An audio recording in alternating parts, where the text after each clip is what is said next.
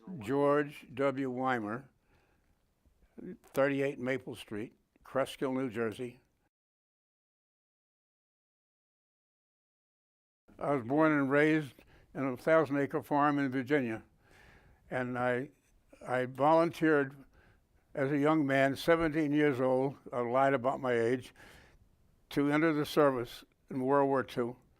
Everybody was going, so I just didn't want to be left behind.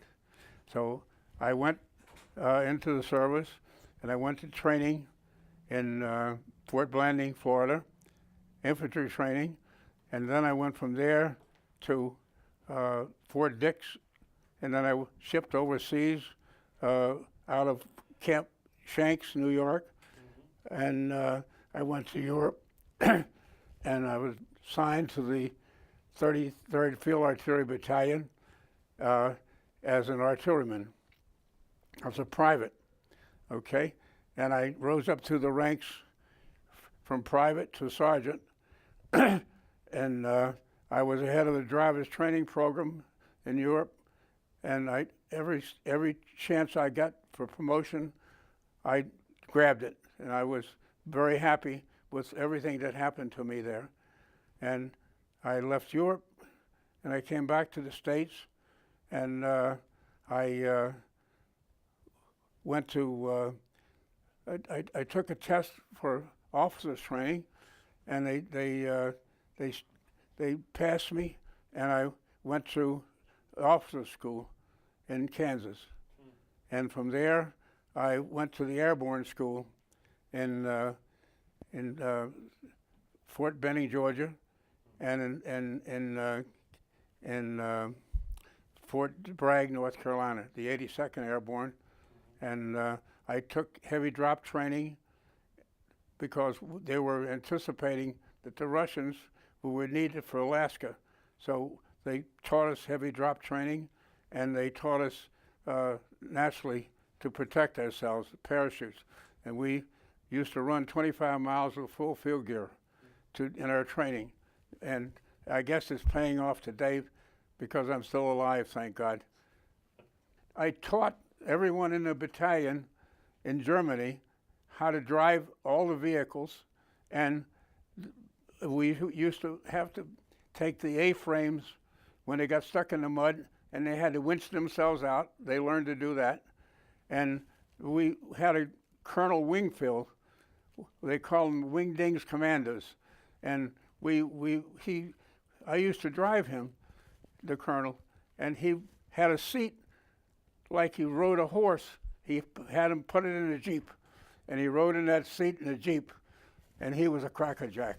I mean, hell on the wheels. Well, conditions in Europe, I was at the end of the war. I didn't see any combat, and conditions were, to me, the best that they could be, okay? In Vietnam, in Korea, it was a little different. I came back, and I went to officers training in Fort Riley, Kansas, and I was commissioned second lieutenant, and I went as a forward observer with the artillery to Korea. And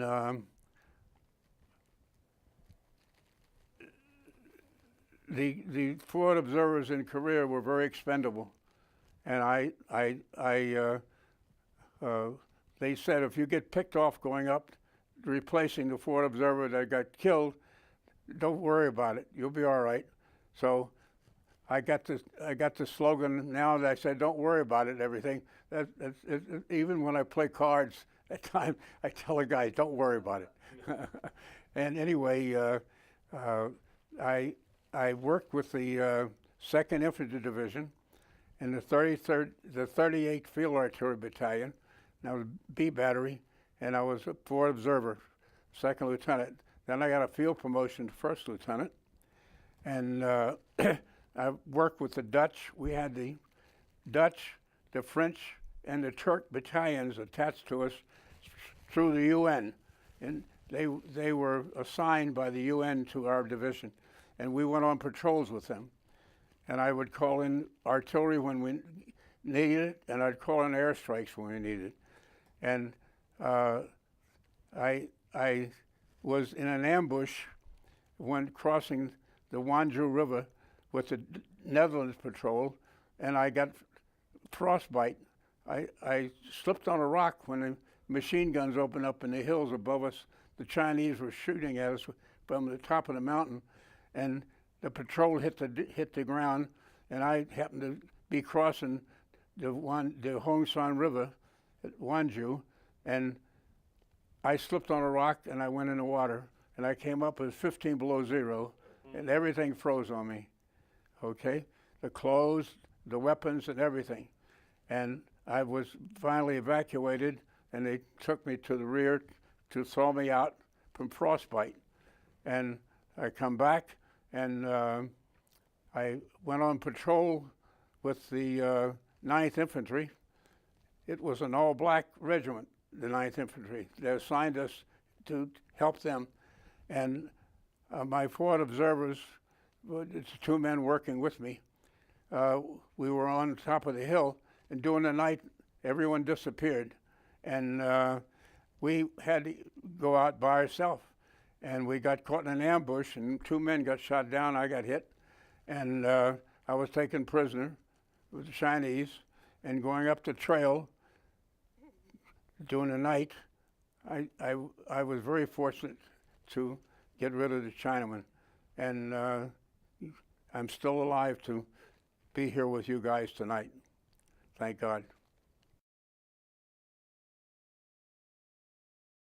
I got out of the service in 1954, and they gave me, I think it was $19 a month for pension at that time, with everything that happened to me.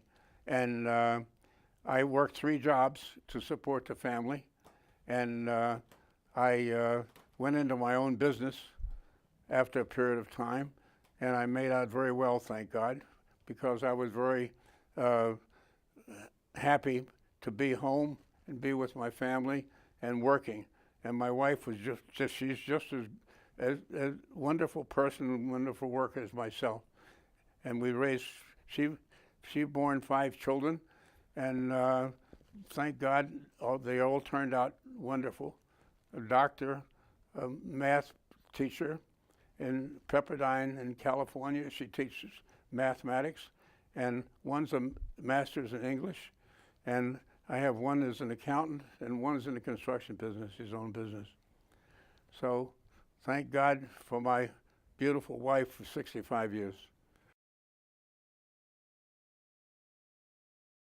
Number one, you have to be on time.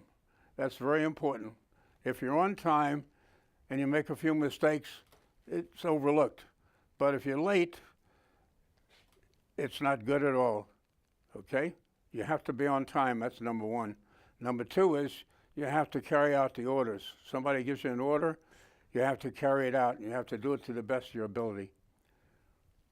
And number 3, you try to get along with everyone, and you try to be as nice as you can be and pleasant as you can be with everyone, and treat people fair, and they'll treat you fair in most cases.